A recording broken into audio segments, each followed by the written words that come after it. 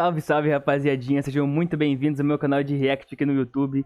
Quem tá falando com vocês é o Ian, e hoje, rapaziada, a pedido de vocês, eu vou reagir à história das 6 luas superiores do canal da Gabi Xavier, rapaziada. Antes eu queria agradecer vocês, rapaziada, a gente já tá quase chegando a 1.500 inscritos nesse canal, em 2 semanas apenas, mano. Vocês são incríveis, do fundo do meu coração, rapaziadinha, muito obrigado, cara, vocês estão tornando um sonho em realidade, do fundo do meu coração mesmo, muito obrigado, vocês são incríveis. Mas rapaziada, lembrando vocês, temos vídeo todos os dias nesse canal, 4 vídeos por dia, então deixe seu like, se inscreva no meu canal e ative o sininho para não perder nenhum conteúdo. Lembrando vocês que o link do canal reagido, que é o da Gabi Xavier, vai estar aqui na descrição do vídeo, então dá uma passadinha lá, dá uma moralzinha pra ela, que ela é muito boa no que ela faz. E é isso, rapaziada, sem mais, bora pro vídeo. Então, rapaziada, já tô com meu fone, vamos direto pro canal da Gabi Xavier, 6 luas superiores, os demônios mais fortes de Demon Slayer. Em 3, 2, 1, play. Gabi Xavier e hoje tô aqui pra falar mais uma vez de Demon Slayer. Vamos conversar de Kimetsu mesmo após o fim do anime. Por enquanto, mais uma vez, se vocês quiserem mais vídeos como esse, antes de sair o próximo filme, que vai ser a continuação adaptada de Demon Slayer, por favor, deixa o like, pede muito aqui embaixo, deixe sugestões de temas que a gente volta. Acho que eu vou ver hoje. Mas dessa vez a gente vai conversar sobre demônios dessa história, sobre os mais poderosos demônios abaixo de Muzan Kibutsuji. Vamos falar dos 12 Kizuki, os 12 demônios da lua, e na verdade vamos explicar o grupo, entre aqui linhas gerais e aprofundar na história de cada uma das 6 luas superiores. Aqui no canal já tem um vídeo explicando justamente 6 a luas origem superiores do Muzan, e 6 inferiores, né, rapaziada? Oni, mas o que você precisa saber aqui e agora é que após a sua transformação, o Muzan tem a possibilidade ali de transformar humanos em demônios e de dar um upgradezinho, dar uma dose ou várias doses extras do seu sangue para alguns demônios, que alguns deles podem ter capacidade de receber muitas doses ilimitadas e ficando cada vez mais fortes. Assim, ele criou o grupo das 12 luas, os demônios que seriam ali então responsáveis por tanto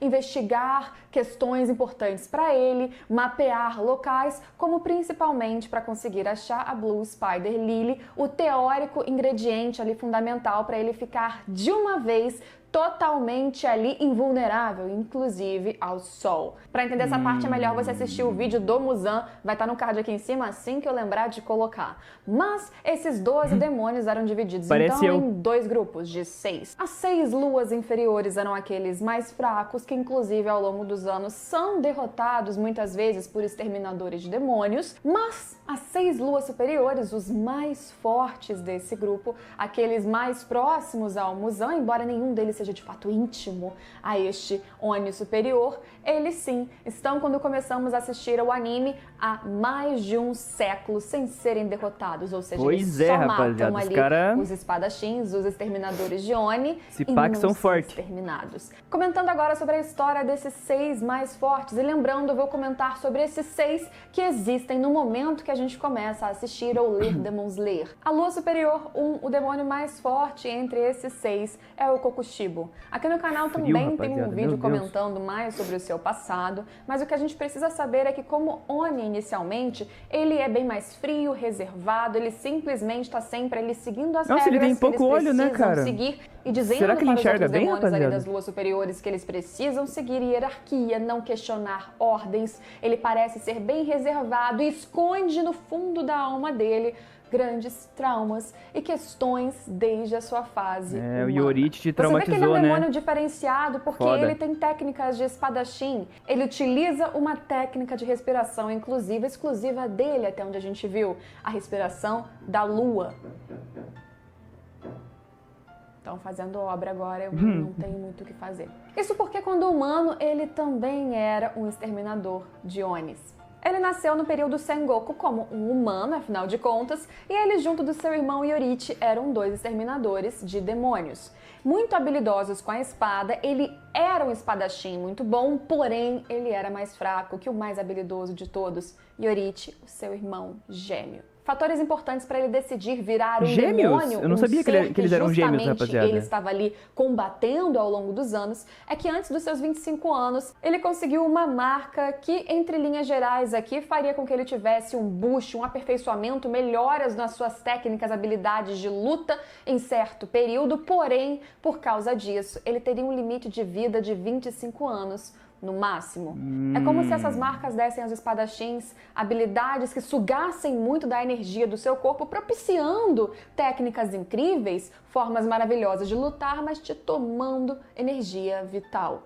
Ele não queria morrer e mais que isso, ele sempre foi frustrado por ser mais fraco que o seu irmão. Um misto de frustração e admiração, porque ele queria ser igual àquele irmão. Fala ele queria a verdade, ser mais o cara era um forte invejoso. que aquele irmão, batidas no fundo do vídeo. Mas ele não conseguiria como humano e ele tinha pouco tempo na cabeça dele. Por isso, ele aceitou se transformar em um demônio e não apenas um demônio, um dos mais fortes entre os que a gente conhece. Doma, a Lua Superior 2, o segundo demônio mais forte desse grupo. Sim, eu não conheço muito bem. Aquele que tem o Kikijutsu, a sua habilidade demoníaca do sangue, capaz de transformar o seu sangue em gelo, que ele utiliza em diversos ataques. Aquele que consegue engolir um corpo humano inteiro sem mastigar. Ele também esconde um passado bem cheio de problemas como humano. Não para ele, é bom dizer, porque Doma, desde humano, não tinha muitos sentimentos. Sentimentos, aliás, são questões que ele diz não compreender, parece uma ilusão. Ele sabe muito bem fingir sentimentos, ele é alguém carismático, sorridente, encantador se ele quiser ser, mas muito frio. Não parece ter empatia por ninguém, não parece ter encanto verdadeiro por ninguém, e isso desde criança. Quando criança, Doma ficou ali muito conhecido porque ele tinha olhos muito coloridos como um arco-íris e assim ele foi colocado pelos seus pais para ser o líder de um culto religioso. Tratado desde criança como uma divindade, treinado para ser o líder do culto do paraíso eterno. Você pensa, que criança abençoada, que criança cheia de luz, mas aconteceu uma tragédia muito grande na sua família. A sua mãe descobriu que o marido, pai do Doma, estava se relacionando com várias discípulas do culto. Assim, num surto louca, muito revoltada, ela esfaqueia o marido, o mata e depois se envenena, se mata também. Doma viu a cena, ele chegou e estava ali o cômodo todo bagunçado, cheio de sangue. O que ele sentiu? Nada muito ali sentimental, de fato, não. Ele ficou extremamente incomodado com a bagunça, com o sangue, ficou enojado com o cheiro de sangue, porque ele não era demônio naquela época, ele não curtia essa sensação, e ficou pensando que ele precisava arejar o cômodo para não ficar aquele negócio entranhado nos móveis. Preocupação com sua mãe, com seu pai? Não, zero. Aos 20 anos, então, ele acabou sendo transformado por Muzan Kibutsuji em um demônio, e não apenas um demônio, ele rapidamente alcançou o patamar de Lua Superior 2. Já a Lua Superior 3, Akasa, esse sim tem um passado bem dolorido que dificilmente não te deixará com o coração molinho. Rapaziada, vocês me falaram demônios, lembrando que a história desse aí é bem triste. Do seu passado a partir da sua transformação. Bem, a sua vida foi muito sofrida desde muito jovem. Esse demônio que hoje tem habilidades aí com o seu sangue demoníaco, o Kikijutsu, para liberar ondas de choque, esse demônio que tem capacidades de luta, técnicas marciais muito aperfeiçoadas, porque ele já a conhecia quando humano e apenas a melhorou quando virou um demônio de fato, ele, quando jovem, era bem pobre. E tinha um pai que ele gostava muito, que tinha uma doença, era muito frágil, não tinha dinheiro para comprar remédios. Para conseguir cuidar do pai e ter remédios para o tratar, ele começou a roubar carteiras nas cidades. Assim, ele foi preso 1, 2, 3 vezes. E para cada prisão, ele ganhou uma marca, uma listra tatuada no seu braço. Na terceira vez, com a terceira marca, ele foi ameaçado, chamado de criança demoníaca. E se ele fosse pego outra vez roubando, ele perderia os braços. Hakuji, que era o seu nome verdadeiro quando humano, volta para casa após isso, como se nada tivesse acontecido, mas o seu pai, doente, soube da terceira prisão do filho e sabia que ele fazia isso para comprar os seus medicamentos e por isso o pai se enforcou, se matou. Foi um grande sofrimento para Hakuji, que ainda leu uma carta do pai de despedida dizendo que ele tinha muito tempo para melhorar a vida, acabar com esses costumes de roubar as pessoas, entra na linha porque ele não quer sobreviver às custas dos dinheiros roubados dos outros. Não. Revoltado, sem um pai, sem um lar, com tatuagens que o marcavam como criminoso, Nossa, mano, ele é expulso de velho. Edo, o nome antigo de Tóquio, e ele, revoltado, começa a acostumar a bater em pessoas. Em certo momento, ele tá lá num local, num vilarejo, quase matando 7 homens adultos, e chega um cara do nada. Keizo, o dono de um dojo daquele local, chega feliz, o tratando bem, como se não tivesse medo daquele garoto, sendo simpático, e o Hakuji fica irritado.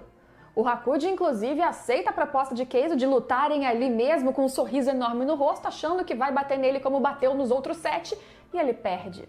porque Keizo sabia uma técnica de luta que ele inclusive gostaria de ensinar no seu dojo, mas ele estava sem alunos, porque um cara de um dojo local, perto e rival estavam o impedindo de pegar novos discípulos. Hakuji se tornaria não só um discípulo do Keizo, mas também estaria ali a pedido do Keizo para tratar a sua filha, que muito nova estava doente, e a mãe dela, talvez por estresse, se afogou, talvez teria se matado pelo estresse de cuidar de uma filha que parecia não ter futuro. Hakuji já estava acostumada a cuidar de pessoas doentes, afinal ele cuidava muito bem do pai, e após 3 anos a menina melhora. E como nas horas vagas ele ainda treinava com o Keizo, ele conseguiu melhorar as suas habilidades de luta, ganhar o apreço daquele homem que disse para ele que no futuro gostaria que ele, Hakuji, herdasse o dojo e ainda ficasse noivo da sua própria filha. E ele aceita. Muito tímido, ambos ali se tornam noivos, eles já estavam mais próximos ao longo desses anos, mas as coisas não ficaram tão bem. Você achou que a vida dele ia ser boa e ele se transformou em demônio porque sim? Pois é. Hakuji acabou fazendo uma breve viagem para visitar o túmulo do seu pai, para contar para ele ali na beira do túmulo que ele estava noivo, que ele ia se casar, como a sua vida estava boa, e na sua ausência algo terrível acontece. No período em que Hakuji estava no dojo de Keizo, novos alunos chegaram, o dojo cresceu e o rival, lembra que eu comentei que não gostaria que Keizo tivesse alunos, que queria inclusive aquela terra, aquele território para ele dá um jeito de acabar com o Keizo e com a filha dele também. Na ausência de Hakuji, ele envenenou um poço em que ambos tomavam água e quando Hakuji volta, ele encontra os dois mortos. Enfurecido, ele mata 67 alunos desse dojo, deixando todos irreconhecíveis com as próprias mãos, ensandecido com a situação. Essa chacina de humanos chamou a atenção de Muzan, que achava que era um demônio perdido ali, que estava e ficou encantado. Bem, vamos ver esse demônio, ele pode ser interessante. E na verdade, ele chega e encontra um humano. Muzan se decepciona, mas aproveita a oportunidade para transformá-lo, ele, Hakuji, em um demônio.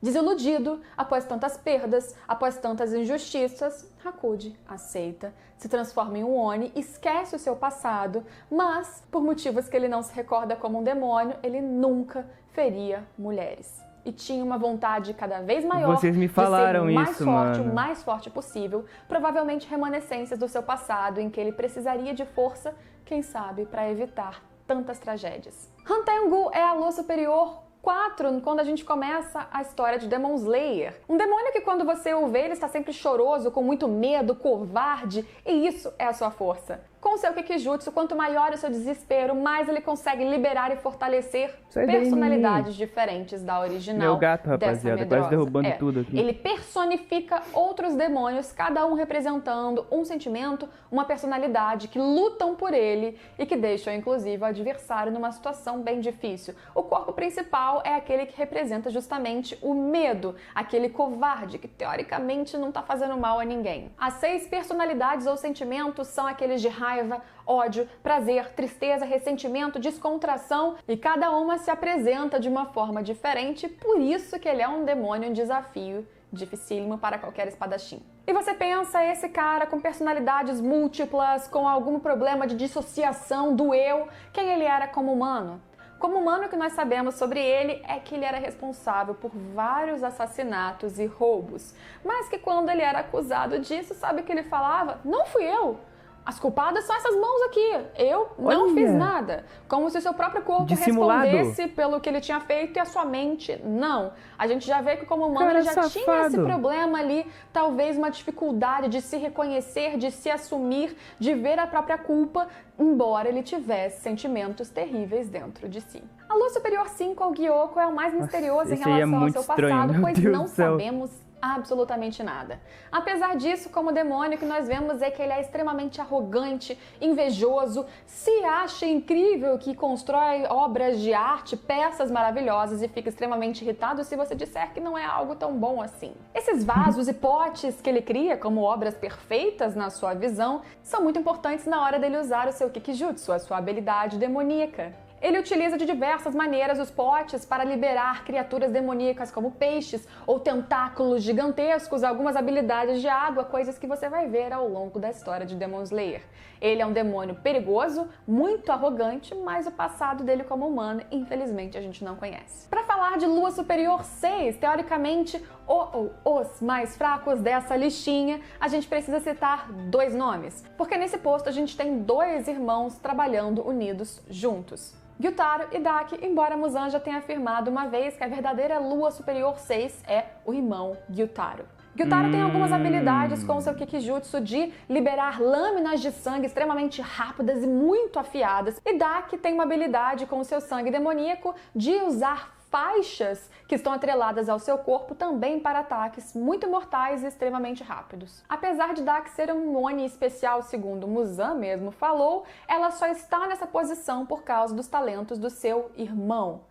Daki e Gyutaro estão muito ligados na hora dos seus ataques, que são extremamente bem combinados, então a Lua 6 é o irmão dela e não ela, né? Gyutaro implantou ali na Daki, na sua irmã, um dos seus olhos na testa dela. Por isso eles conseguem prever movimentos, saber localização um do outro, e por isso o ataque combinado é a maior dificuldade, talvez, para qualquer inimigo. Como humanos, Daki se chamava Ume, o mesmo nome da doença que depois teria matado a mãe dela e do Gyutaro. Eles eram muito pobres, a casta mais pobre que existia no distrito da Luz Vermelha, o Red Light District, e eles então tinham muita dificuldade, inclusive a existência deles era um fardo para a própria mãe. Segundo Gyutaro lembra, a mãe deles tentou se matar diversas vezes antes dele nascer e após ele nascer, porque ele custava dinheiro, né, demandava-lhe coisas que ela não tinha, ela também tentou matar o garoto. Mas ele era muito resistente, apesar de muito magrinho, frágil, segundo ele, de uma aparência horrorosa,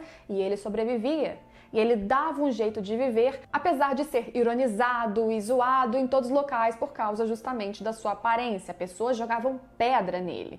E o maior orgulho dele, o primeiro orgulho dele, foi a sua irmã, Ume, que quando humana já era lindíssima. E como Gyutaro era bom de briga, ele acabou arranjando um emprego como cobrador, ele cobrava dívidas, ele batia bastante nas pessoas, e segundo ele pensa, a própria aparência dele já enojava quem ele chegava perto, e aí ele começou a pensar que a sua feiura era um grande trunfo. Mas como ele eu falei, era tão ele gostava feio assim, muito da sua rapaziada? irmã, era um grande orgulho, mas quando ela tinha 13 assustar anos, os ela caras foi só porque ele é trabalhar em um feio? bordel, Porra. e em certo dia ela acabou tirando o olho de um samurai, um cliente, não se sabe se ele atacou, se foi defesa, com um grampo.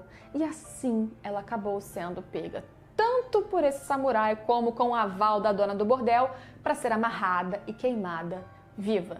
Gyutaro não estava perto. Quando ele chega, ele apenas encontra sua irmã carbonizada. Ainda com um pouco de vida, a irmã está ali nos braços de Gyutaro, que grita desesperado, que quer a irmã de volta. E lá aparece a dona do bordel e o samurai que fez isso com a irmã. E ele tenta atacar Gyutaro, mas naquele momento, muito rapidamente, Gyutaro acaba com a dona do bordel e com o samurai. Rápido, ligeiro, a sangue frio, com ódio pelo que aconteceu com a irmã dele. Foi Doma, o Lua Superior 2, que encontrou Gyutaro naquele local, daquele jeito, e ele ofereceu então o sangue demoníaco para que os dois, se Muzan permitisse, pudessem ser transformados em Onis. Assim eles foram transformados e depois viraram então a Lua Superior 6, um par de irmãos com um passado terrível e com um futuro cheio de sangue. Essa é a história das 6 luas superiores, o passado daqueles que lutam ao lado de Muzan para acabar com seus inimigos, com os terminadores de demônios, para chegar talvez naquele ingrediente secreto que faça o Muzan finalmente ser invencível, inclusive embaixo do sol. Muito bem, esses são os demônios. Alguns deles já eram pessoas terríveis antes da transformação, outros tiveram passados terríveis, desilusões, perdas, muito sofrimento e aceitaram a transformação em demônios e esqueceram o seu eu anterior. E agora então me conta o que você pensa desses 6. Qual o seu demônio favorito? Qual deles você gosta mais? Se é que você gosta de algum, ou qual você está ali torcendo desde o início da história para ver ele finalmente morrer? Me conta aí, deixa o seu like se você curtiu esse vídeo. Esse foi mais um vídeo de sugestão de vocês, portanto, deixem sugestões aqui embaixo que eu tô sempre de olho. Deixa o seu like, é importante pra mim. Rapaziadinha, cê é louco, mano. Agora eu entendi por que vocês queriam que eu reagisse a esse vídeo. Só história cabulosa. A história do Akasa pegou em mim. Sério mesmo, gente. Rapaziadinha, a história dos Luas Superiores são tensas, mano. Agora eu entendi porque vocês falaram que eu ia ficar com... Tipo, não é que eu ia ficar com dó do Akasa, mas é que eu não ia conseguir, tipo, odiar muito ele. É porque realmente, mano, o passado dele é foda, velho. Muito triste, mano. Só que eu continuo não gostando dele porque ele matou o Rengoku. Então não tem nada que faça eu gostar desse cara, rapaziada. Me perdoem, me perdoem. Mas, rapaziadinha, agora sim eu tô entendendo bem mais sobre Demon Slayer. A Gabi, ela explica muito bem, sério, ela tá de parabéns. Agora sim, rapaziada. Só lembrando vocês, temos vídeo todos os dias nesse canal. 4 vídeos por dia, então deixe seu like, se inscreva no meu canal e ative o sininho pra não perder nenhum conteúdo. Queria agradecer vocês, rapaziada, a gente já tá quase batendo 1.500 inscritos. Muito obrigado do fundo do meu coração, eu tô muito feliz, rapaziada, vocês são incríveis. E, rapaziadinha, esse foi o vídeo, eu espero do fundo do meu coração que vocês tenham gostado. Muito obrigado pela companhia de vocês, eu nem vou falar muito, porque senão o vídeo vai ficar gigante e vai demorar muito pra renderizar. Mas eu espero que vocês tenham gostado e até o próximo react. Falou!